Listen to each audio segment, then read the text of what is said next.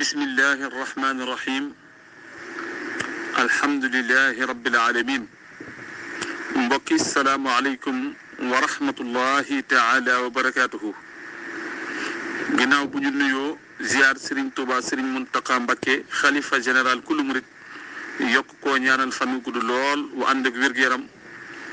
ziar Serigne Abou Baraka Mbacké xalifa Cheikh Mouhamadul Fadal ak mboolem njabootuk Serigne Falilou Mbacké gépp ñoo ngi am mbégte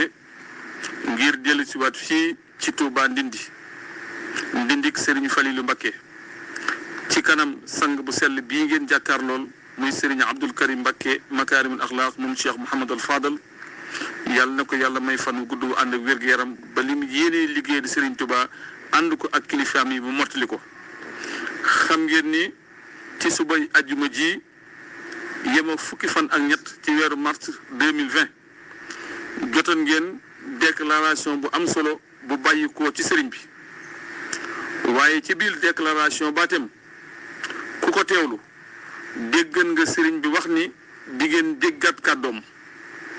mu mel ni ki waxtu woowee nga xameen ci ngeen war na déggat kàddoom nag waxtu woowee moo jot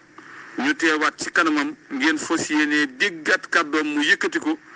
ginnaaw bi nga xamee ni si lenn ci njaboot gi nga xamee ni si mooy seen jëwriñ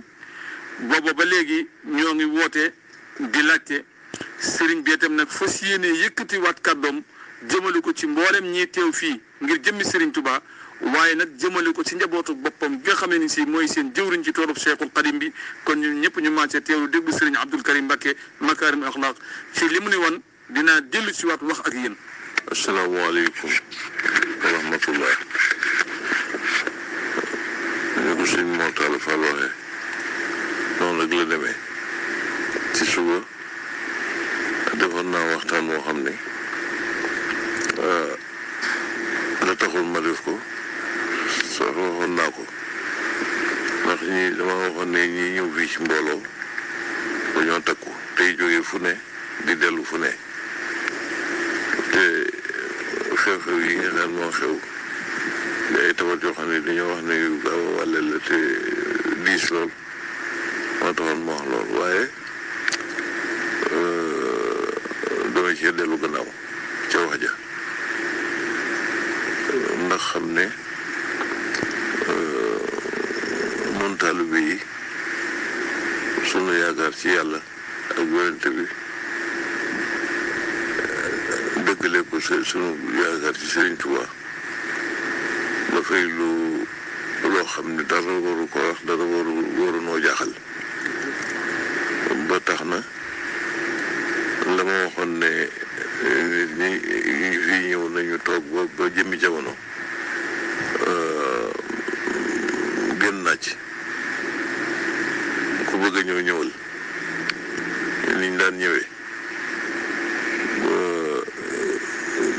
li ci nekk mooy sunu yaakaar di Cheikh Ahmadou Bamba dana nu dimbale